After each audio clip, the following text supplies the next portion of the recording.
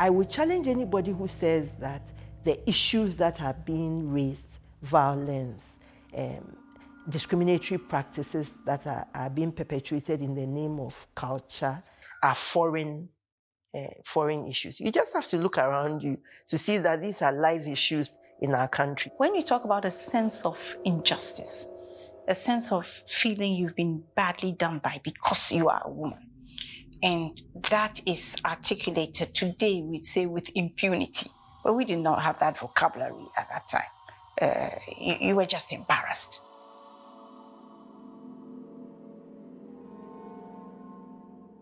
At every point in time in history, women have been blamed for disasters. If you are a rich woman, you are accused of being a witch. If you are poor, you are accused of being a witch. If you talk too much, you are a witch. If you don't talk, you are a witch. And that's the trouble with being a woman. When you are in a position, you are on trial virtually every single day. If you're a woman and you're not ugly and you're not stupid, of course, all sorts of things get said about you. Participatory democratic systems with no women in there, that is democracy for the men, as usual. Anything concerning women has always been given the least position in priority ranking.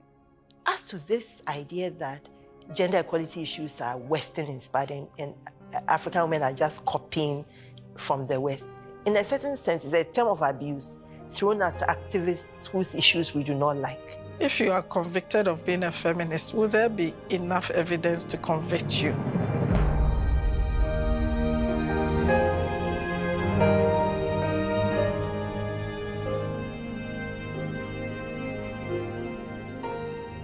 Freedom! Freedom! Freedom!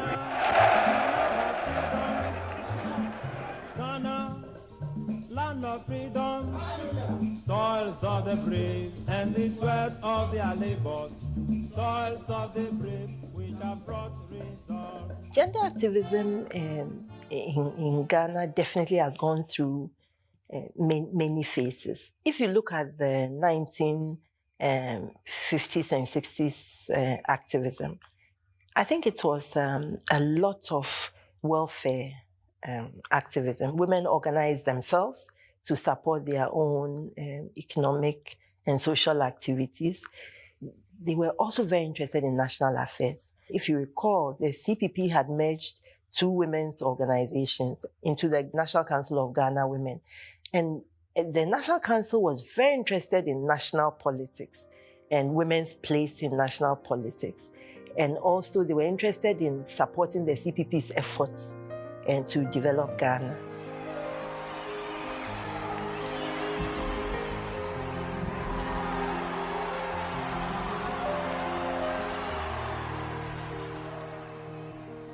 Women have certain special, unique attributes that they bring to their work, and which men don't have.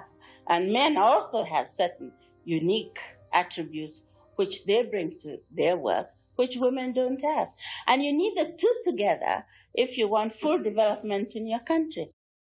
Mrs. Jaggi was somebody who really pushed issues. She told me that she became a high court judge because of Nkrumah.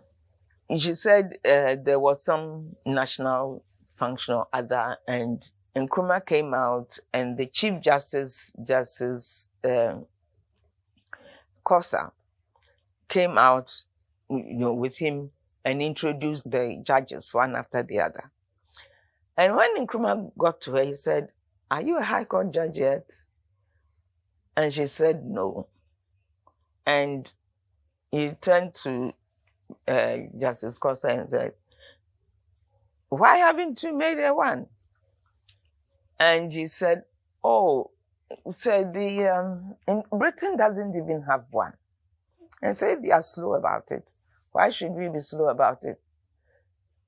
And he said, Mr. President, High Court judges are addressed as my lord, and I can't see myself addressing somebody's wife as my lady. And so he asked Mrs. Jaggi whether she minded being addressed as my lord. And she said no. He said, make her one.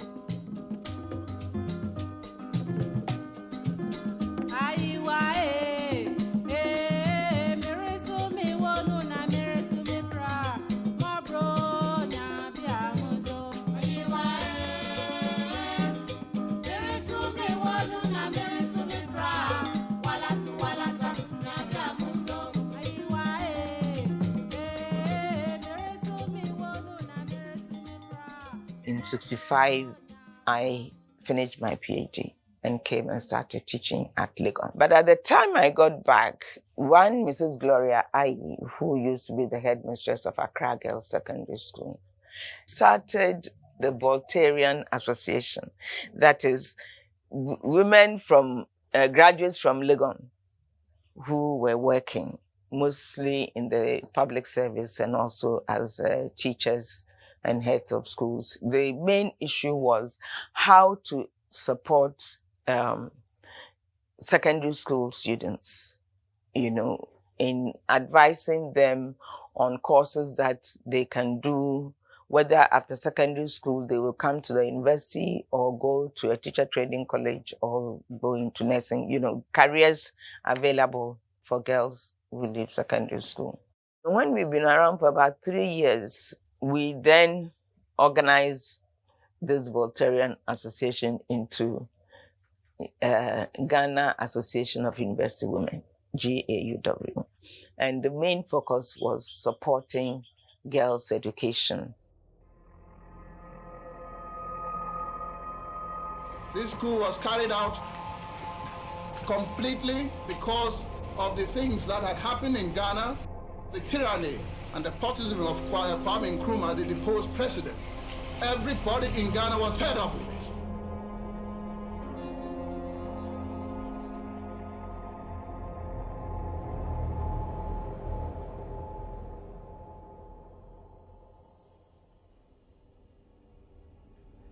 I was in secondary school when the 66 coup happened. I didn't fully understand it. I was only 14? But I remember in Kumasi, they used to bus people from villages to come to the center of Kumasi and to the market to jubilate that Kwame Nkrumah had been overthrown. In the long vacation of 66, I was walking with my mother. In fact, we were going to her goldsmith, jeweler, and in Edum. And then we got to a spot, and I saw a tent, a military tent, one of those green tents. And I saw some soldiers standing. So I raised my eyes to kind of understand where exactly we were. And the soldier said I should come, that they had arrested me. And I said, why? He said, why did I look up? I said, where have they said we cannot look up? And then, imagine a 14-year-old. I put my hand here. Eventually, the soldiers released me. Said, next time I pass, I will look.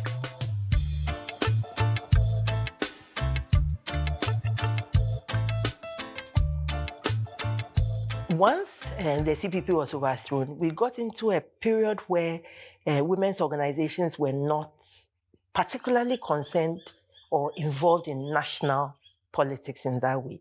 They were more concerned with everyday things and more about themselves and the conditions of women and the conditions of disadvantaged women and so on. By the late 70s into the 80s, when I became active, I would say that there was quite a thick movement, broad, most connected with issues of discrimination. If you remember, this was a period in which women like Ketabam raised the issue of widowhood rights. Mrs. Ketabam, she had then lost her husband. And it was talk in Ghana here, the humiliation that her status she went through when she lost her husband. Virtually everything was taken away from her. So that pushed all of us. By the time we got to university, 71, the Busia government was in power. They had floated the dialogue with South Africa, which had been seen as quite unpopular. And then January 72, we had the Achampong coup. The takeover was occasioned principally by the hypocrisy of the Busia regime, coupled with the inefficient management by that regime of our economy.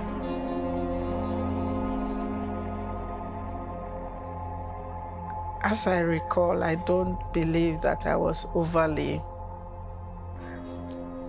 anxious that a democracy had been overthrown.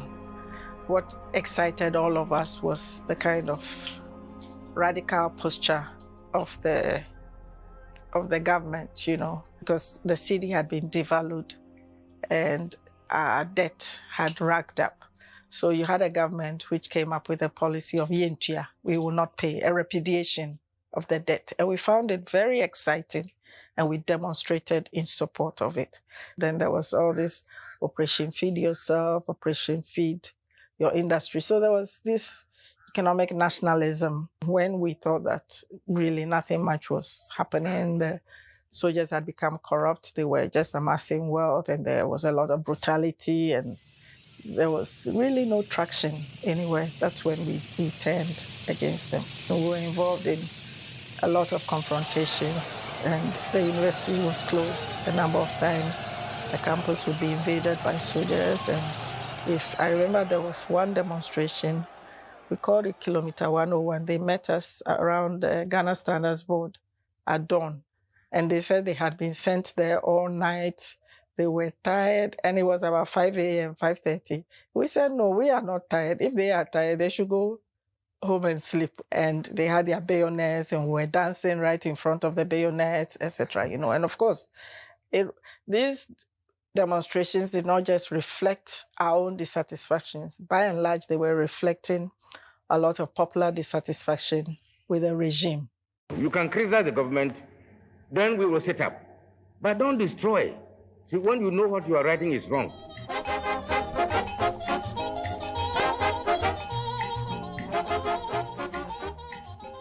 National Council on Women and Development, it was started in 1975. Yeah, and 1975 was International Women's Year. The UN declared 1975 the decade for women. Mm-hmm. And every country was supposed to establish some structure that will make sure that they promote the emancipation of women and women's involvement in public affairs and so on. Mrs. Sani Jagi was instrumental in seeing to the establishment of the national machinery. General Ike Achampong, who was then the head of state, in a radio broadcast, informed the nation that she was going to establish a national machinery for women. Mrs. Jagi was the chairman and I was vice chairman. I think I got nominated for it because of the Association of University Women. One of the things that sort of became my responsibility was to make sure that all the women's professional organizations particularly were registered properly and recognized. The impact that these various organizations had on the women was incredible. The women bankers, for example, they were the ones who introduced market women to wearing aprons so they don't crash their CD notes. And in 1975, Women Journalists Association was created for the first time in this country. It was led by Mrs. Kate Abam. So she tried to bring us together, a lot of the women journalists at the time. Mrs. Jagi said that education is important. Those were the days when they take a whole bag full of CDs to the bank and the bank staff will count for them and record it for them. And you never know how many the cedis didn't actually get counted or whatever. So Mrs. Jaggi was insisting that they should organize evening classes for women. I remember Mrs. Oklu insisted that if we should go around the country and asking women what they really needed, they will tell you they wanted to be financially independent.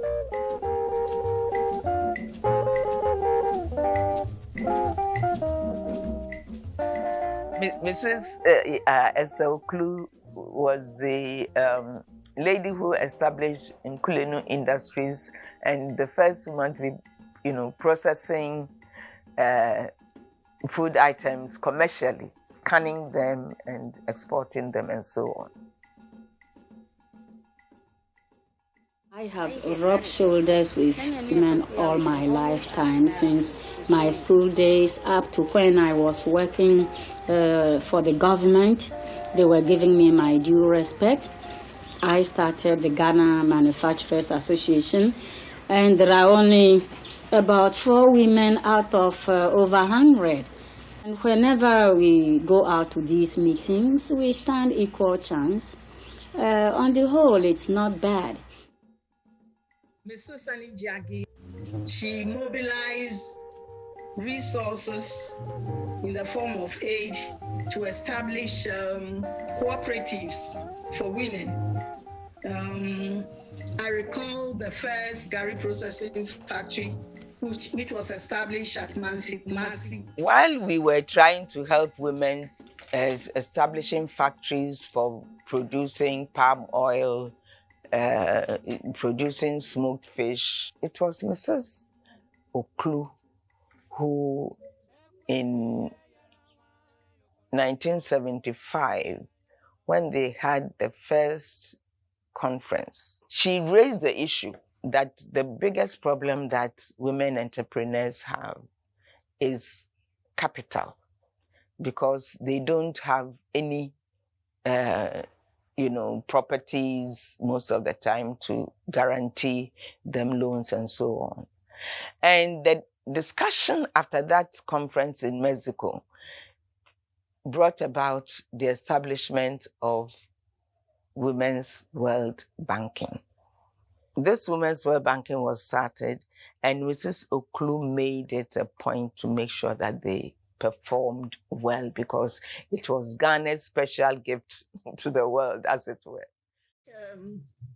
Before the 1975 International Women's Year celebration, a lot of seminars were organized to sensitize the women about the conference, to collate their views, and these informed Ghana's report to the meeting.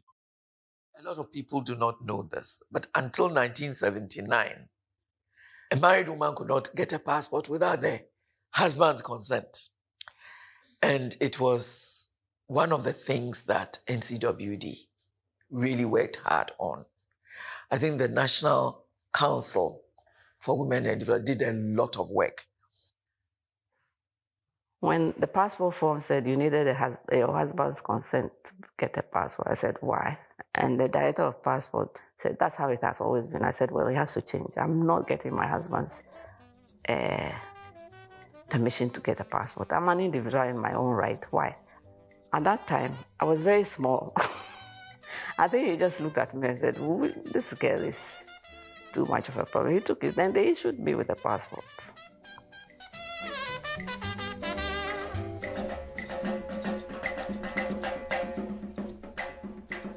When I was teaching, during the Achampon regime especially, they had informants in the class who informed on all your teaching. I think they even took your lecture notes to them or something.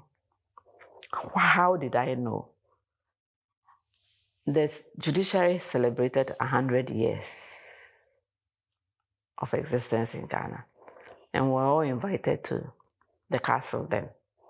I was told before I went that Achampon never forgot names, even if he didn't know faces. And the lawyers were all, and then when he was greeting, I was with just the late Justice Oleno and General Okai. Justice Oleno introduced me by name. He stopped, looked at me, and said, "But you are a very young girl." So Okai said, "What has she done?" So they say she insults me in class all the time at the university. So I said, was anything that I had said untrue? He said, no. Then Oleno said, well, then she wasn't insulting you. She was speaking the truth. And he moved on. That was the one experience I had.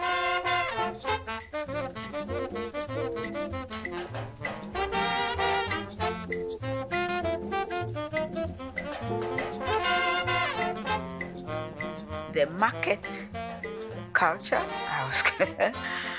which had always been dominated by females in this country. The issues that came up with the market, and when they go and bring goods from across the country and sleep on these trucks, and their stories were difficult stories. It is knowing those stories that made me so angry when 1979 came.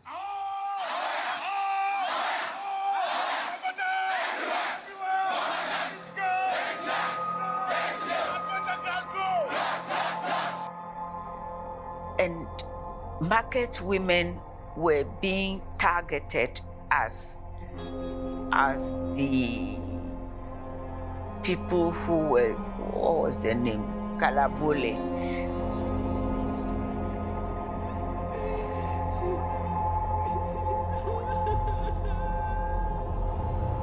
My view was that it was the military, after all, that had been in power since January 1972.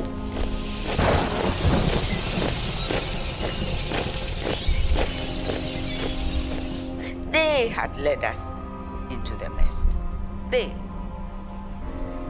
So why should I now suddenly think that the military had some big answer?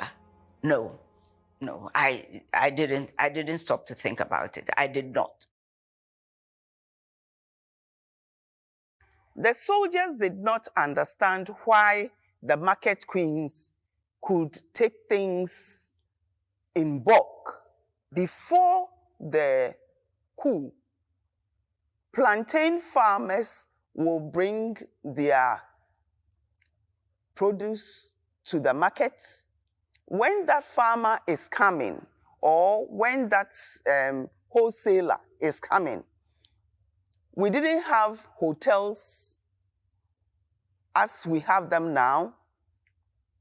The wholesaler knows nobody, so the queen mother for plantain will then have to take charge of the whole bulk. The queen mother will break the bulk and give to family heads within the market system. The queen mother has to stand surety and make sure that she collects all the money and pay the money to the wholesaler. Dealing with the soldiers, I taught the women to look at the twine that has been woven, yes, and to take note of the color, because they were not going to be able to read the names.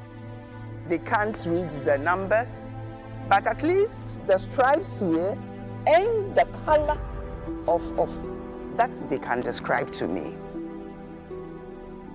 And I got hearing. Some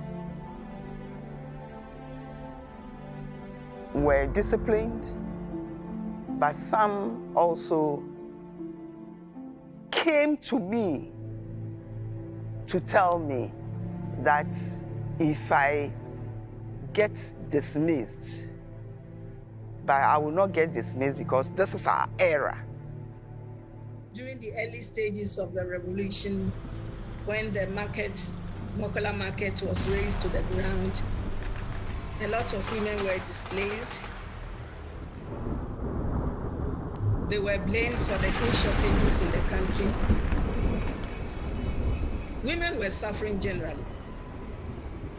A memorandum was signed from the NCWD, spearheaded by the then chairperson, Mrs. Annie Diake, to government, the military government, to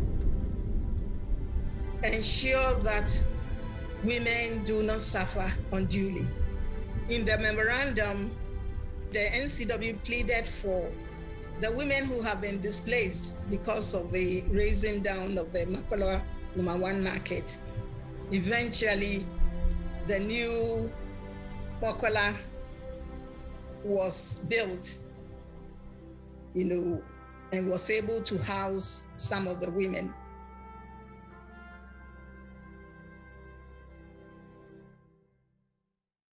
I became editor of the Daily Graphic in 1979 at a very chaotic period in our history. It was, okay, so where does one start with these things?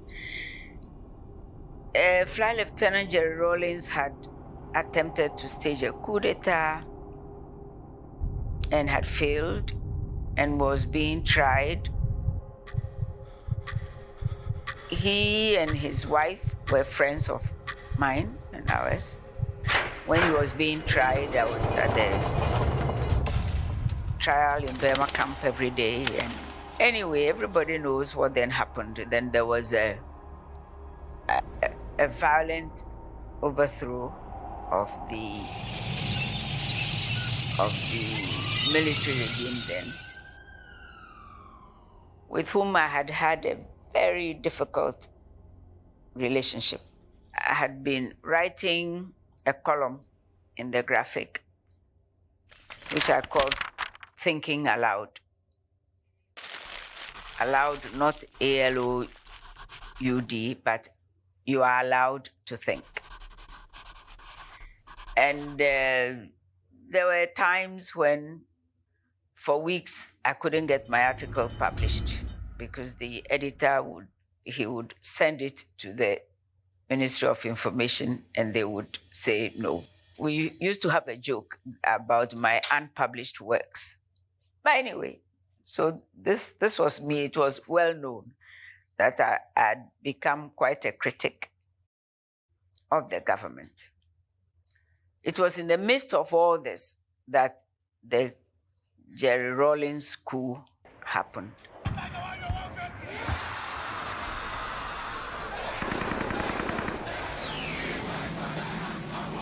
few days later, we were at work when the Commissioner Afre, who was the Commissioner for Information, came to tell me that I was being appointed editor of the Graphic. In those days, that was it. You've been appointed and that's it. Okay, so I became editor. Then they killed these people, Achampong and Utuka. And I just thought, no. So I wrote an editorial saying they were out of order. And it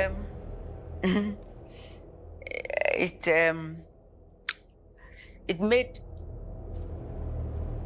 a lot of people unhappy because the general tone seemed to be, what was the slogan? Let the blood flow, let the blood flow. And some people took it personally that I was trying to stop the blood from flowing. And I was, people felt that people had done wrong and they should be killed. And anyway, there were demonstrations. They came to the offices of the Graphic and ransacked my office, and there were, you know, everywhere, on the walls in Legon, all the way to the Graphic, all the way to the stadium, everywhere. Iohini must die, Iohini must go, all those things. Let the blood flow.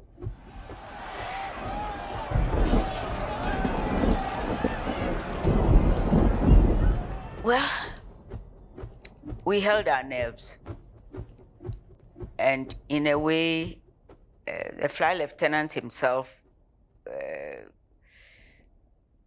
held his nerve, I suppose you could say, because he was under a lot of pressure to remove me, because people felt that I was not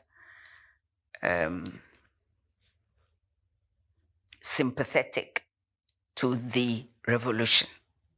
In fact, one of the soldiers said to me that he had noticed that I had never called it a revolution. There can be no revolution unless the people, all of us, really understand what it is all about, and springing from that understanding, genuinely commit our support to it.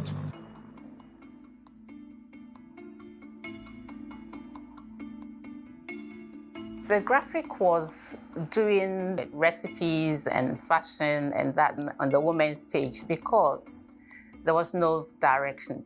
But the minute we entered 1975 International Women's Year, that is when it hit all of us that we should refocus and bring real issues of women to the forefront. And so there was a bit of a shifting in what we were doing on that page. And so issues like widowhood rights, issues like treatment to widows and their children when their husbands die intestate, family planning, too many children, some being abandoned, no education.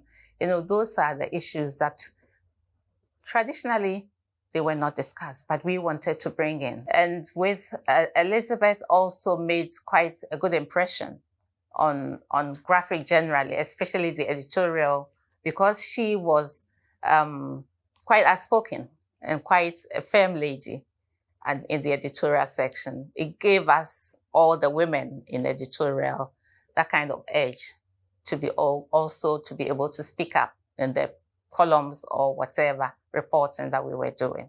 And I tell you what, I wrote an article on, I think it was on polygamy or something like that. And do you know what my own dad said to me? I shouldn't have written the article when he read it the next morning. That if I had discussed it with him or if I had sought opinion, he would have asked me not to write that kind of. So now thinking back, it's because he was guilty. He was practicing it and he thought it was right. The people of Ghana have democratically elected me. I call on all in the true spirit of patriotism to come together as one united country, determined to solve the many and difficult problems facing us.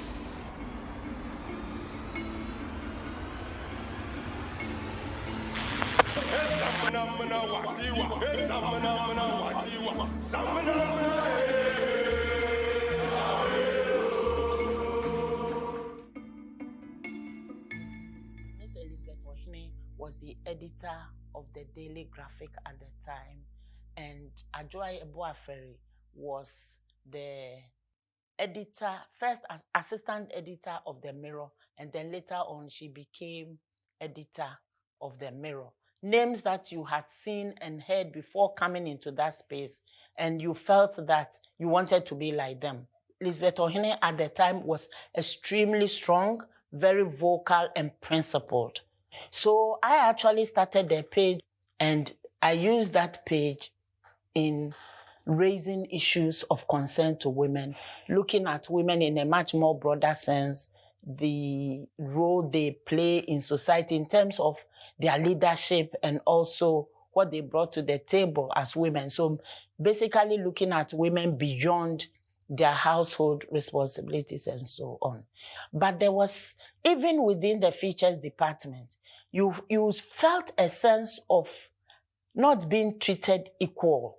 It started dawning on me that there was something about discrimination. I hadn't studied women's rights or anything, but you began to feel in the workplace that something was not right.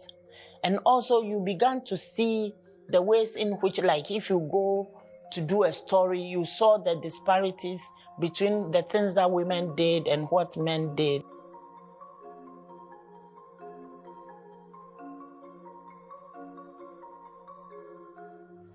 When we started at the peak of activism in Ghana, so back home in Takwa, we were linked to the new democratic movements over there. And Ibrahim, the late Ibrahim Isaac Haku, who was then at Legon, was our leader. And all that we were doing was to try to understand Ghana. If you come to Takwa, where we lived, we used to have meetings in my father's house. And then we used to have meetings in Ibrahim's house. That's the New Democratic Movement. We knew the BNI officials, and most of the time they were stationed at some point looking into our house.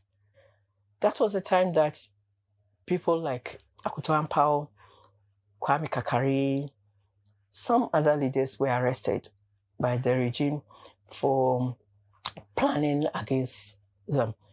And we still wanted to be relevant. When we were having debates as to whether we should move into a partisan political group or remain as an activist group to monitor the activities of politicians, the Women Caucus, Annette and myself, Juji, and Techuas, and all of them, we met and then discussed, and then we saw that no, it's better for us to be a force to reckon with, rather than moving into partisan politics. And people who didn't want that position drifted into politics, and later on they saw that they were consumed by the whole process. But then the organization remained. About 1992, when I left to go to the US, and around the time I was leaving to go to the US, most of the people I was representing were in prison. And these were people who had been tried under military tribunals set up by the PNDC. And it was very difficult to get appeals for them, because one of the things you need in an appeal is to get a record of proceedings of the original trial. And many of these trials, there were no records of proceedings. So it was really difficult. And the tribunals were difficult. They gave people very harsh sentences, death, life imprisonment, 25 years, And I remember when I was in the US feeling very happy when some of the people that I had been representing would write to me to tell me that they have succeeded in their appeals. Of course, I came to do those cases because later on, some of our comrades in the NDM, they had fallen. It was so easy to fall afoul of the PNDC, and they had been arrested and jailed. And of course, even in prison, they continued with their activism. So they were the ones who brought these people who had been sentenced to these long terms in the tribunals to our notice. The National Council on Women and Development, I was then in GBC when it started. The late Mrs. Yagi and co interviewed me, and they said I'm a perfect candidate. So immediately they employed me in May 1980. So that's when I joined the NCWD. And then I must say that I brought on board several programs that would change the lives of women. I dealt with NGOs. I dealt with so many issues. The NCWD office in Wa was opened far, far later. It was opened in 1984. Because in 1983, that we got the region created for us. When I was acting as the regional secretary of the office, because that was the title we were given. Around that time, women didn't used to feature so much at public functions. And women's ideas were not sought, because if anything, it is the men. You get to the villages, you call for a meeting to interact with the community members, and you see a few women. And a few women who will come will be at the back. Around that time is when we were championing the women in development concept.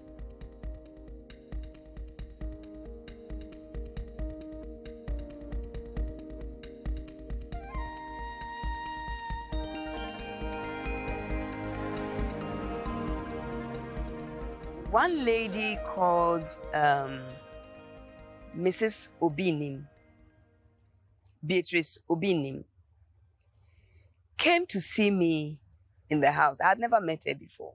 Mrs. Obinim told me that they want to set up an organization, a women's organization, but they want me to lead it.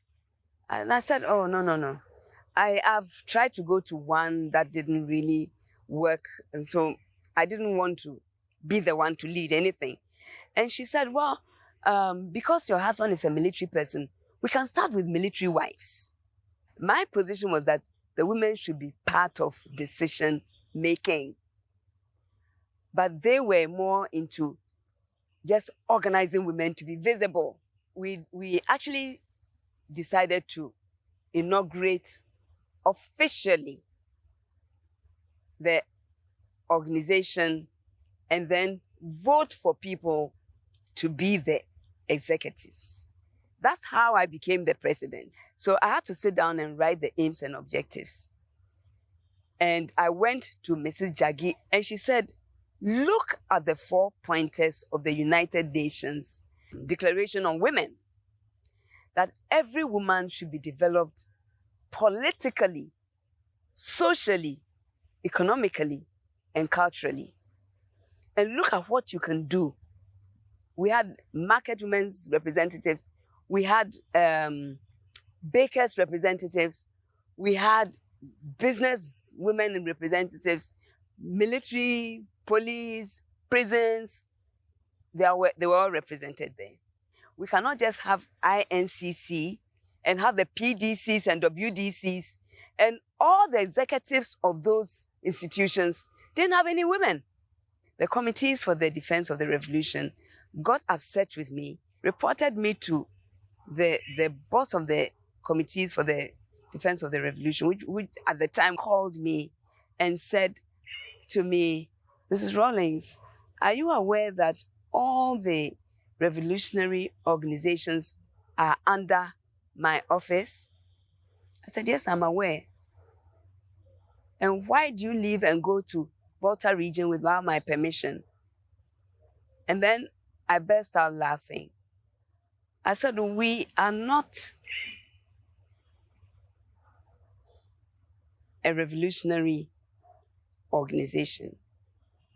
We are an organization for women that is helping to promote the image of women, advance the image of women, improve the political knowledge of women, and make sure that women have an economic activity. Even as near as areas around the Pram Pram area, the Accra plains, women were not even allowed to farm with their implements. They had to use their bare hands because their farms shouldn't be bigger than their husbands' farms. So there were a lot of little things that I felt we could do to improve on it. And the only way was to go to every region and have a workshop with knowledgeable women that Mrs. Annie Jaggi suggested to me. People thought that I was doing all of this because I was getting money from the state. Not one CD. I was raising everything, but because of my position as a first lady, if I go to a conference, before I go, I'm asking who I can go and have a meeting with to see to certain things about children, see to certain things about women, women's work, how we can get equipment for them. I brought people from China, from Japan and all that. But I was able to do this because I was first lady. But some people are first ladies, they don't do anything. It's a matter of what you want to do. One of the things that became clear was that because of the 31st December Women's Movement and Mrs. Rawlings's own involvement, it was impossible to overlook women's aspects in the life of PNDC, because the first was very strong. It was almost like a quasi-government organization, even though it was an NGO, but it held the same name as the revolution. So, and to have the head of state's wife heading it also gave it clout. Another person who was quite active with the 31st December Women's Movement was Ms. Zakaria. She was very active. I think she became almost like a liaison because she was working for the PNDC, in various roles. The first conference that I had the opportunity to attend was the 1985 one, which was held in Nairobi, Kenya.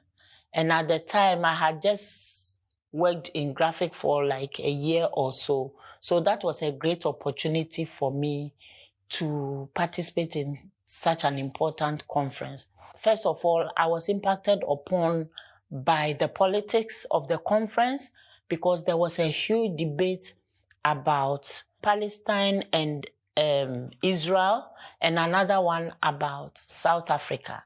And I felt that it was not an either-or situation because both those countries were all facing different forms of injustices. The fact that the meeting came to Nairobi was important, that African women could also host a conference of this nature. And I must say it was very well organized. The document that came out of it, I think it speaks for itself. Many of the prominent African women at the time managed to play an active role. In 1985, there was the UN Assembly in Kenya for women. And I remember I led the delegation to that meeting. It was very strenuous. As far as I'm concerned, it was a very serious meeting. And there were quite a number of us from various institutions. And we had to work hard. Some of the meetings went late into the evening. When we went to Nairobi in 1985,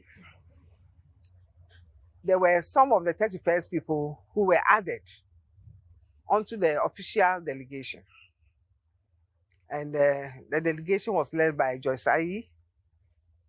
And but I saw the writing on the wall that they wanted to co-opt the National Council on Women and Development. But some of us would not actually budge because it was set up as a UN mandate. And there was no way that I would allow political infiltration or we were working as a non-political agency. We serve the country. 86. There were a lot of changes. The changes depended on the executive secretary. Because as at that time, Mrs. Grace Date was no longer there. And that was the time 31st had emerged. And then we had some role conflicts around that time. So Mrs. Date was changed and they put in Mrs. Gertrude Zakaria Ali, who was 31st. So around that time was when they also took over my place. Some lady was appointed, was asked to take over regional secretary to come and take my place. Even I was still acting as regional secretary when they then asked for a substantive regional secretary. So Mrs. Annie Jaggi was the one who said, listen, that she had actually structured NCWD as a government institution. She said they are not mobilizers. They are not organizers. They are the government institution that is supposed to see to laws being made on behalf of women and supposed to see to helping other women's organizations. They are supposed to collaborate us and coordinate what we are doing. But since she left, they bring in people who don't seem to be interested. If they go to an office twice and nobody minds them, they've turned the place into, as she said, a civil service department. So I should take this thing up and whip them into action. We worked towards NCWD, but our aims and objectives were different from the NCWD. The NCWD was a governmental body. They were paid by the state. We were not given any money from government at all. All our laws are neutrally crafted. There's no discrimination and so. But it's not true. My argument was that the law is neutral, but doesn't protect women. Therefore, does not make for gender equality as we know it, because of all kinds of illegitimate reasons. I would come across people, young people who have gone for an interview, who were very good, but didn't get the jobs because they are young women who are going to get married or who have just gotten married and going to have children. And as far as the private sector, even the public sector was concerned, you are going to go on maternity leave, paid maternity leave, blah, blah, blah. After national service, I put in a number of applications to other places. And that was when I started to realize some of the gender discrimination in the country. I went to some few places to follow up on my applications. And I was told, for a woman, as soon as we employ you, you will get married, you'll be having children. So we don't want to employ women in our establishment. And I was taken aback. Why so? Because I felt, even if I have children, they are vital human assets to the society. So why should I be penalized because I'm a woman and I was going to marry and have children anyway? While I was doing private practice in the Volta region, people would refer cases relating to women who very often could not pay for their legal fees. And I was astounded at the kind of cases that came to me. The fact that women had to endure these circumstances because they were not economically independent. They had to rely on someone, irrespective of the treatment they were getting, because they were not aware of their rights. It gave me a completely new perspective on the practice of law. When I was called to the bar in 1972, shortly thereafter, we were invited by two senior lawyers, women lawyers, who were already members of the International Federation of Women Lawyers, FIDA. That's not the acronym. The acronym itself is actually Spanish, Federación Internacional de Abogadas. So that's why it's FIDA.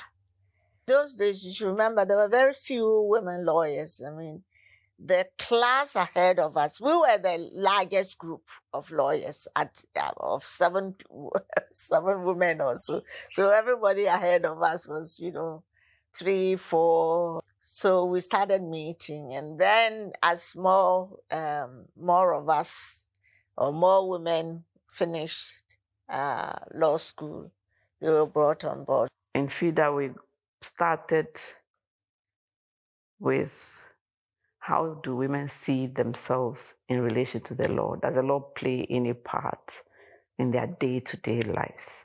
We discovered that it didn't. They didn't even think that. I didn't meet one person who thought law played any role in her day-to-day life. The law was one side and they lived their lives the way they wanted to. Somehow we got into a conversation of legal aid. how do we use our knowledge and experience and expertise to help the women? So we decided to do a needs assessment. To do the needs assessment, we grouped ourselves and we went to Makola and we sat with the women. A lot of them were there with their young children. They have to pay their toll all the time, and yet at the same time, there were no facilities in the market. They needed help to persuade their husbands to look after their children. Because, you know, it's not all women with children who are married. So if you have a child with a man, it's dicey if you are not married to the man, whether he is going to look after the child. It was a very eye-opening experience for all of us. We came back, we did a feedback, and we decided that, okay, we are going to set up a legal aid center. By 85, when we set up the legal aid, that's when we really then became, you know, were able to engage. One of the things that early on that we did, in those days with Ghana Airways, air hostesses, if you became pregnant or if you were above a certain weight, you couldn't fly. When you go on flights, some additional allowances, so it increases your... So when you're dropped from flying, that means your income reduces.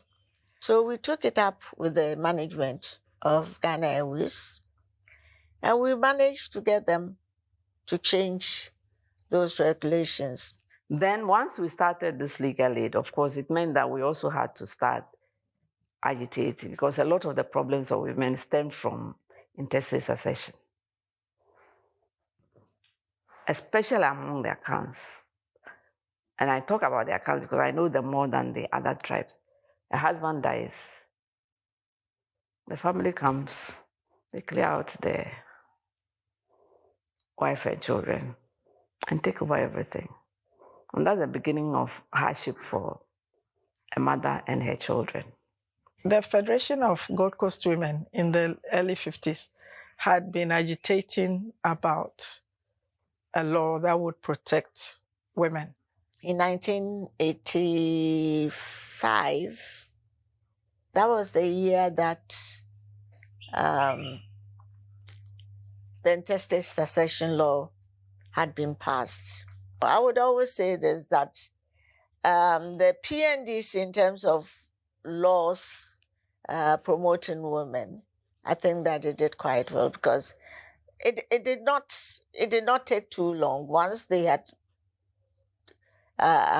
drawn it up, they just did a bit of consultation around the country for people, and that was it, and it was passed. Well, actually, I pushed the law.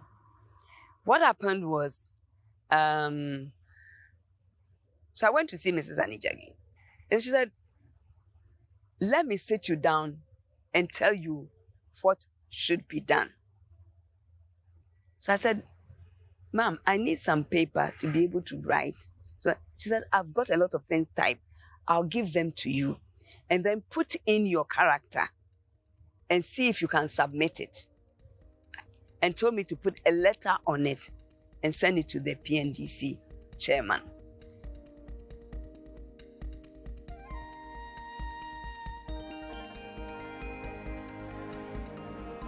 Knowing that laws don't get implemented on their own when people don't know about them. So that's what we FIDA set out to do.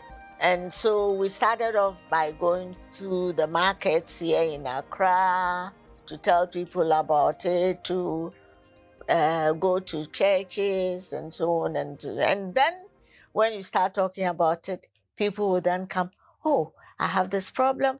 My husband died, my father died, and this and that and that. So based on that, we decided then to look for an office where people could come and, tell us their story and what we could do to help them. And when we started the legal aid center, we were actually focusing on women and children. But then men started coming, and I remember when our first men appeared, do we see to them? I said, well, we said, let's hear them out. Maybe we can help them, maybe we can't. So in the end, everybody was welcome there, men, women, children. Within less than a year, the one day was not enough. So we expanded it, and before we were aware, we were doing 5 full days of work. As a senior counselor in the National Council on Women and Development, seeing the suffering of a lot of women, I thought the intestate succession law, it was the best thing to do for now. I had so many cases. In fact, I documented more than 300. That is why, despite the fact that those who were in monogamous marriages were against it, they said children born out of wedlock cannot come and share the same property with their children. And I said, we are not looking at that yet. We don't have any law that regulates anything. So this is just a start. Then later on, we can improve upon it. In our culture, any child that is acknowledged by their father is not illegitimate. And yet, if the person was married under the ordinance, then a child who was born during the subsistence of a valid marriage was deemed to be illegitimate. So you had a situation where you were illegitimate in one system, but, legitimate. So all of that set up the scene for the intestate succession law. When my husband died, the first question my junior husband, who is highly educated, a professor, academic, asked me, even before my husband was buried, whether my husband has fully married me. That was where he started. Meaning that if I'm not fully married, even with my children, I don't belong. Professor. Then when we finished the burial and then the 40th day, then he asked me again whether did my husband leave any documents. And I said, yes. Then he left the draft. I printed, photocopied, and then sent it to him before the 40th day. When we came, he said that his interest is the village house. That even the draft will I sent to him, that he's sure, because my husband was sick, under duress, I asked him to sign that will, it doesn't work. So ask for the village house, he will take it. He had gone into the house. They removed my things and my late husband's things from the bedroom, brought them to the hall, and put his things and his wife's things. So I also went and removed his things, brought them to the hall, and packed my things back. I didn't give it to him. Now that my husband is there, I'm well, because I'm alone.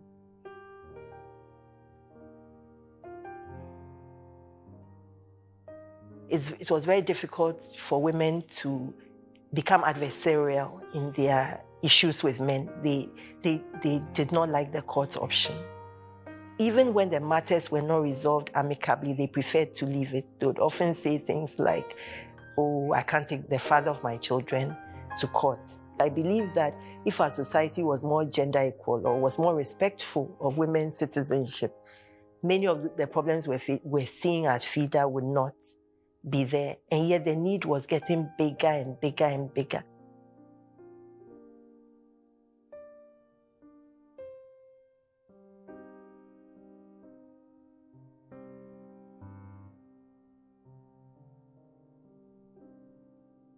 When we began WACAM, we thought it was some group of young activists trying to support community people who were distressed and whose rights were violated. So we began with 8 communities. And then later on, we saw that the whole area was influenced by mining activities. We decided to move into communities to get community people sensitized on the need to be aware of the implications of changing from underground mining to surface mining and how that was going to affect the use of lands for other economic and livelihood purposes, especially for women who depended mainly on the standing forest. They gather fuel wood and snails, mushrooms. In Takwa, the thyme. They were harvesting thyme, the black pepper, and all those things were what they survived on. So I saw this as an opportunity to get the women to understand that with surface mining, you are going to lose your livelihoods. I learned that when compensations were paid, they never got to the women. What we did was to target the women who attended our trainings. We got teachers to train them to be able to write simple English and to read. In our own training, we do everything in the local language. So if it's the Constitution and we are talking about your rights, you should understand your rights in your language. In the case of Dumasi, which is quite close to Pristia, Joanna Menu had a farm. The land was handed over to her by her late mother. She was cultivating her land. And then the company said she has trespassed. And they arrested her and then her farm hands. She said, well, I will represent myself in courts. And then they came to Takwa High Court. She represented herself. She won her case. And she's still cultivating the land. And the company made a mistake of destroying one oil palm tree. He said, well, I wouldn't come to you. You come to my house for us to negotiate. They came and then they negotiated.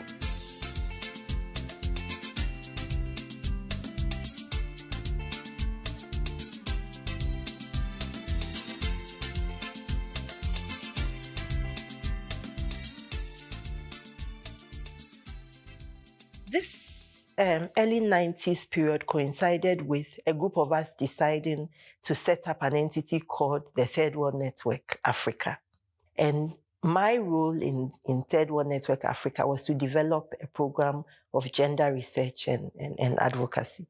I became very heavily involved in the African women's movement and in the global women's movement. Myself and Bruce Mensah Coutin and Sarah O'Kine and a few other women worked actively to participate in the Beijing preparations. We actually went to Beijing as part of a TWN-wide delegation at a time when there was a lot of struggle about China.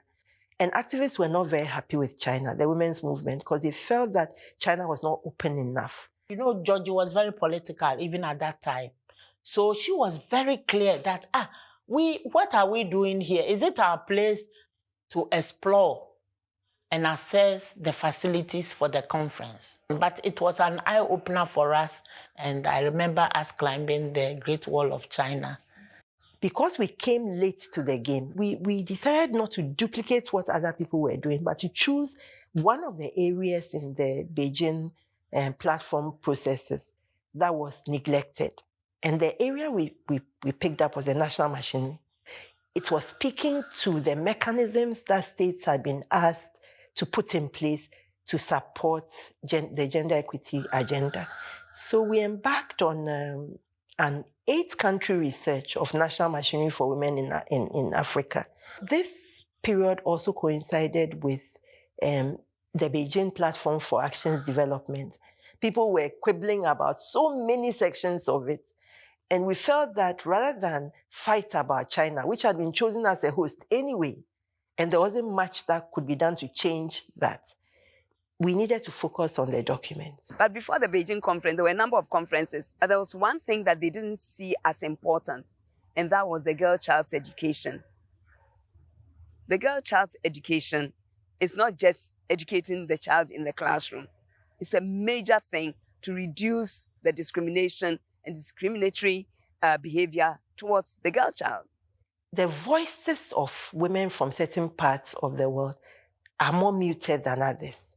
And these are structural reasons. The same way our governments don't have a voice, it's the same way women from particular regions and countries don't have a voice in global discourse. The developed countries sometimes try to pigeonhole us into what they want us to do. But I think by the time we got to Beijing, they knew that they couldn't do that anymore. And for the first time, we had an African who was the Secretary General for the conference, Madame Mongela.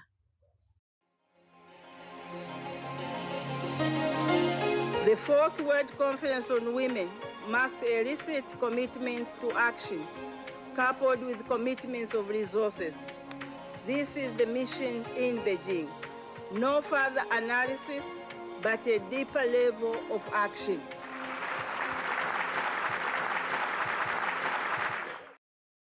As NCWD, we had a lot of rivalries with some civil society organizations because they equated us as an NGO, and it was sometimes difficult. Again, when we attend international meetings, some of the countries came with ministers. We only had an executive secretary, or at best, a chairperson of the board leading our delegation. Sometimes it is not the same. Ministers want to meet as ministers and not as heads of departments.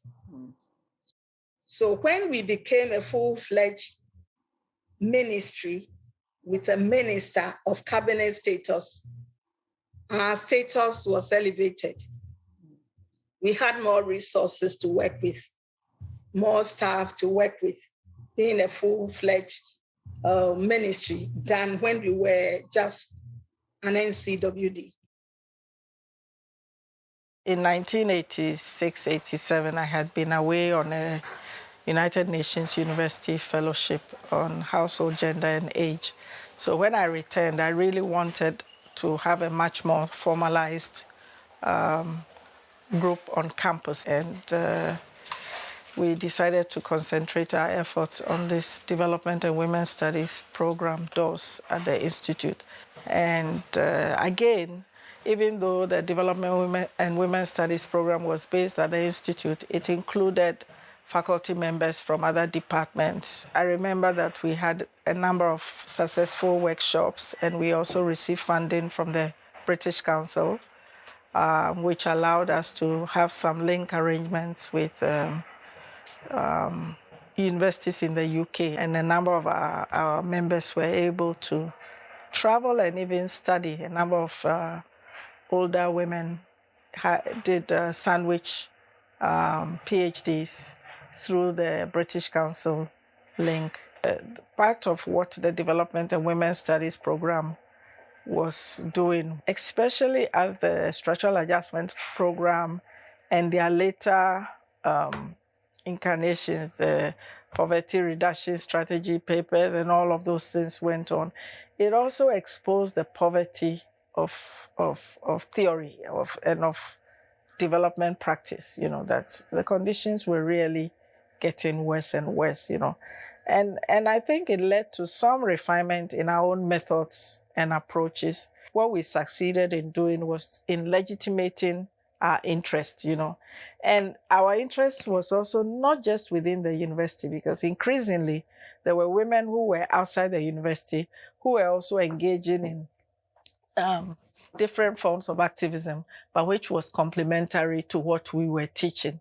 So one of the things that we did very early on was to bridge the gap between the university or the academia and the outside, and many of us were both in the university and also engaged in some of these movements. So it helped us to forge some synergies to bring some of our activism into the classroom.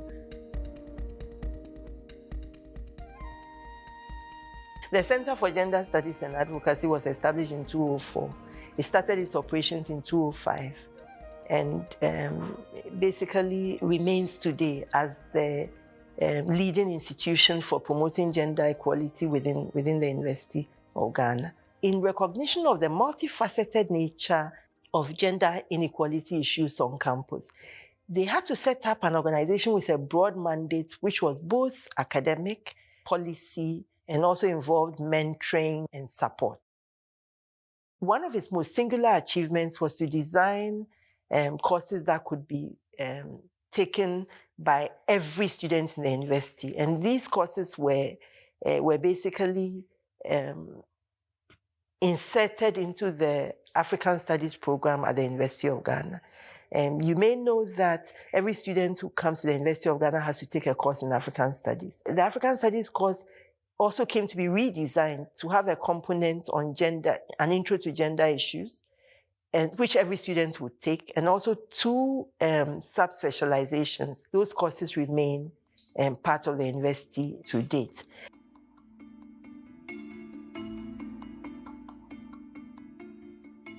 In 2000, there was a new government which came to power. Before they came in, we actually went on a march to speak against the killings of women that preceded the elections. We marched all the way to the castle. And in fact, up till today, some people feel that it was because of our voices that the government was overthrown and a new regime came in.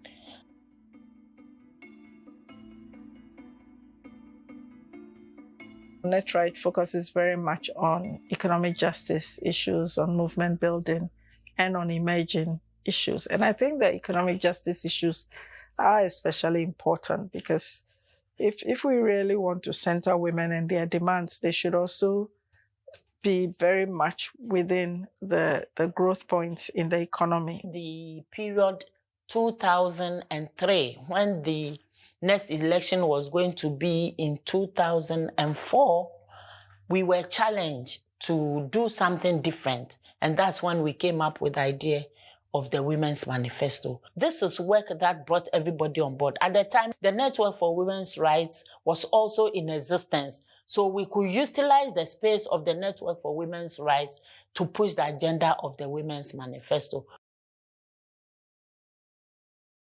The mobilization component of the Women's Manifesto became very strong and very broad because we had the Network for Women's Rights in place. The people are attending the meeting for the first time. We are proposing that those groups bring themselves like. This is something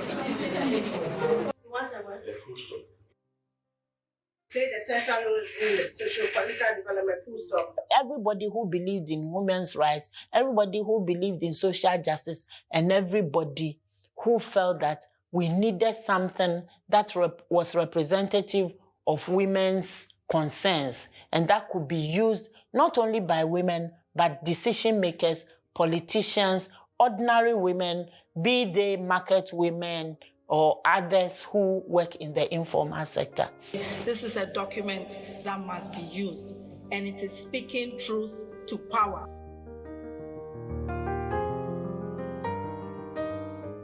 The document is itself a platform, but also a knowledge material.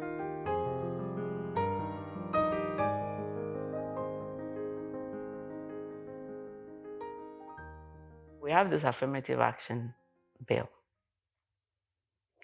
Even the women in parliament oppose it. We have one woman who said, but she's made it, she's in parliament. Why do we need affirmative action? I said, if we looked at it that way, all those of us who are sponsoring affirmative action won't sponsor it because we've all got somewhere. Internationally, Ghana is held in very high esteem. Because after all, we were the first country, sub-Saharan, to introduce affirmative action, 1959-60. And these examples are held up highly in the international arena. They know that Ghana has no lack of sterling personnel. Our own Kofi Annan was Secretary General, and therefore it does not reflect too well on us that the bill has been delayed. Whenever there is any bill that is seen to favor or disproportionately affect women, we're subject to endless consultation, and this is what we seem to be going through with this affirmative action bill, so it reaches the stage, then the parliament dies, and then we have to start all over again. And it's really a shame. At the same time, I think they recognize that if indeed the affirmative action bill becomes law, then so many things are going to have to change. And it is that fear of giving up power that is also hindering progress. In 2008, I stood on the ticket of the NDC as an aspirant for the MP seats. My mother called me and said, when people go into politics, what happens to their family?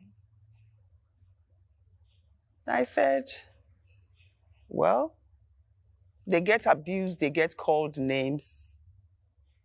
And she said, so you want them to call me names?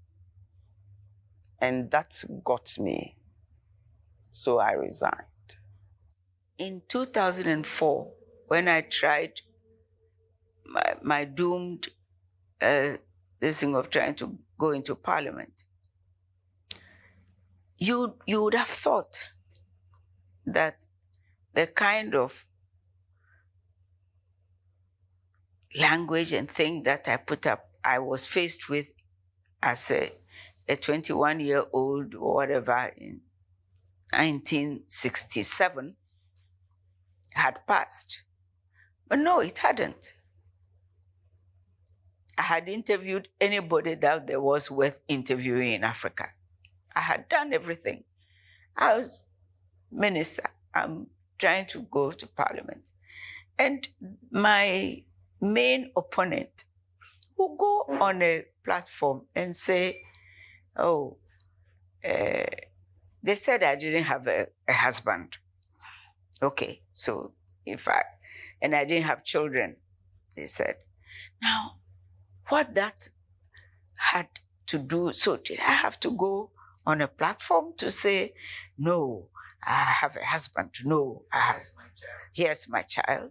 Every woman that dares, and I'm using dare because the terrain is so rough, that dares to stand for political office must get the support of all women. One thing I find so ironic is that we are always willing to let women raise our children. And yet we claim they are not good enough. Why would you want to put the lives of children in the hands of people who you think are not good enough? My work with leadership and advocacy for women in Africa, LAWA, my work with WILDAF, starting from the SNV days, work with NetRight, have all laid the very solid foundation for the work I currently do at the UN Committee for the Elimination of All Forms of Discrimination Against Women, CEDAW, that I currently chair. I've been preceded again by very stellar Ghanaian women. Dr. Abaka was there before, and I believe she was chair. Professor Queenie here preceded me. Mrs. Dorcas Kuka-Appiah was also there. The Commission on the Status of Women is a commission that is created under the Economic and Social Council of the UN. And it monitors the compliance, among other things, of the Beijing Platform and Declaration for Action. The CEDAW Committee monitors the Convention on the Elimination of All Forms of Discrimination Against Women. The Convention has an optional protocol, and that is a procedure. There are two procedures under the optional protocol, one under which individuals can bring complaints of violations of the convention in their country towards them, for which they have exhausted all domestic remedies and still have not found redress. The other, the inquiries procedure, deals with systemic or systematic and grave violations of women's rights under the convention. The human rights framework that articulates that as far as human beings are concerned, no human being should be expected to countenance absorb or tolerate violence. Ghana was happy to sign the Convention on Elimination of Discrimination Against Women. At independence, Ghana pledged to defend freedom and justice. The going has not been exactly easy, but Ghana holds firmly to its pledge and will continue the struggle until victory is won. I remember going to one of the Trokoshi shrines with about 3 or 4 of my feeder colleagues. When we got to the area, we had to cross the Volta River in a leaking canoe. It was so frightening. We went, it was a shrine being run by a woman. The fetish priestess was a woman. Most of them are men.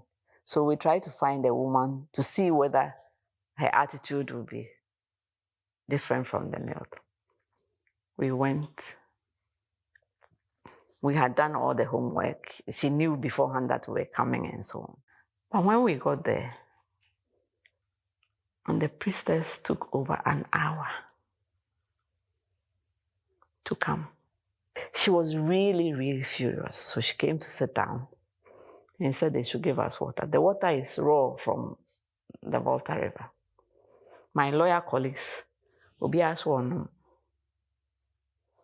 drank a bit of it. When I drank it, I could see her relaxing. See, Anka would not have been able to have any dialogue with her. Because it was like, who are these book-long people who are coming to disturb me? And going to, at the shrine, they have these huge enclosures where the girls are all in white calico. Some of them were very young. And it's, the concrete is such that there are holes in them. No, oh, Missy, I was in tears. So we said, what would it cost to let the girls go? She said she had farms, maize farms and other farms. If we will produce tractors and operators that will do the work, she will let them go because they are the ones who farm for her. Where are we going to get money for the tractors? And while we were there, people were bringing their girls to come and serve the penance for the sins of their ancestors. I came back and I said, listen, this one is not a job that an NGO like us can do. It's much bigger than us. We have to have a coalition of a lot of people with a lot of clout to be able to do it, because it's still going on. Nothing has changed. Because one NGO cannot handle it.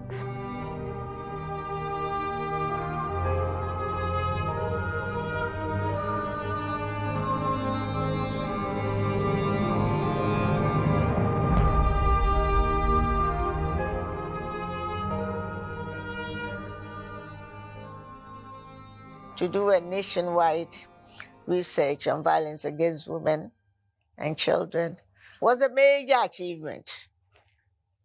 It was no mean thing.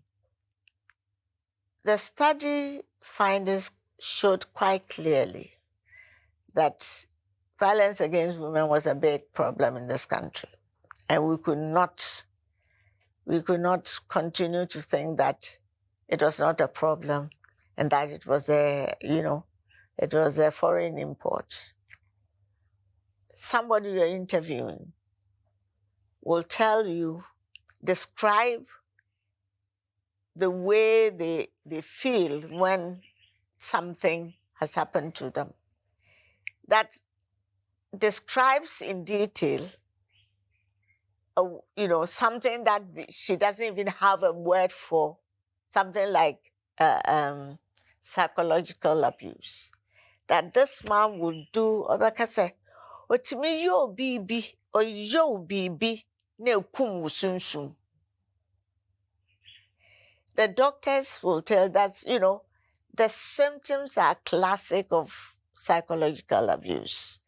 So to write the report, we had to bring on board quite a number of people to write various chapters of the report.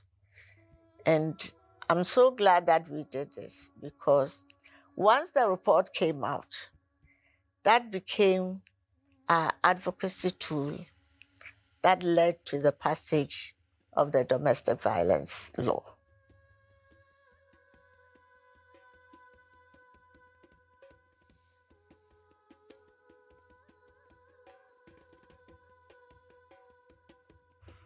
The whole subject of sex, period, before you get into sexual harassment or sexual whatever, sex,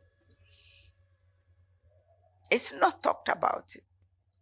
When I'm not ready and you are ready, and then you have to pounce on me, it's sexual harassment.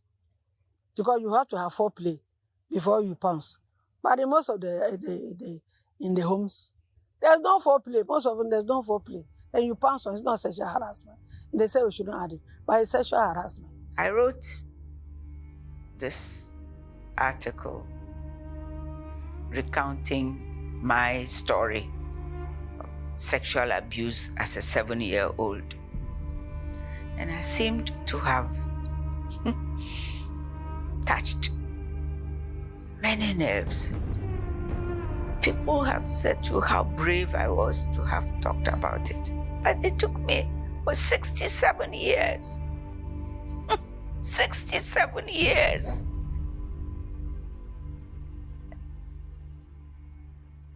Activism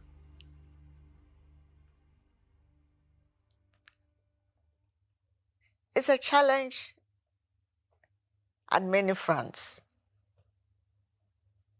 Sometimes it's like you take one step forward and it's like you are 3 steps back. Sometimes you don't see the progress. Mr. President, if you hear me, we would love to have the affirmative action bill turned into law now.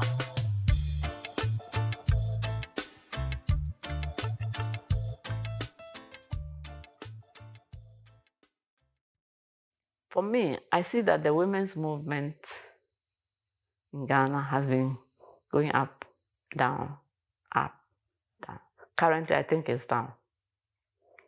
And it's a challenge for all of us who are interested in gender issues. There are these deep-seated issues of gender inequalities which are not amenable to quick solution. So whilst the world looks different from my time, the challenges are no less heavy. Sometimes I feel that there is some retrogression in terms of how younger people even see the whole, women's rights. Some younger people don't see that there is an issue. That really saddens me, that they don't have the ability to even recognize their potentials. And some of them are so good that they are afraid of the men. We cannot talk to the next or with the next generation easily. There is an easy calm. We need that intergenerational dialogue, handover, working together, and so on, so that our movement becomes a multi-generational movement, as opposed to an old movement, which requires that younger feminists build new movements to prosecute struggles. I would urge them to learn a little more about our history, what has gone on before. I would urge them to take a broader interest in issues of economic policy and justice. At least you need to inform yourself about some of those kinds of things. And not to be able to say that you are not interested in issues of rural women or urban women or something like that, because it may look distant from you, but the more you connect your own struggles, because we talk about intersectionality and it should mean something. I would say to a younger generation that we did some things, we failed to achieve many things, and we've left them a burdensome legacy. Every generation is given its tasks. If we don't build on what has been done, we always reinvent the wheel. We will always believe that our generation invented the feminist movement. Our feminism is superior to that of older generations, and so we are the ones coming to start all over again. And why start when there are shoulders to stand on? I think there's a larger project that we as feminists and women's rights activists must be concerned about. And it's about how we build a society that we can be proud of. I think there's too much inequality in the system for us to focus on ourselves alone. If you look at recent struggles that we all have admired, like the Sudanese struggle against dictatorship, even the Fees Must Fall movement in South Africa, you see that a lot of young women were leading members of these struggles and played a very pivotal role. And although they were aided by social media, the real struggle took place on the ground. So it means that whatever we do, we will continue to need to organize in traditional ways and also in new ways.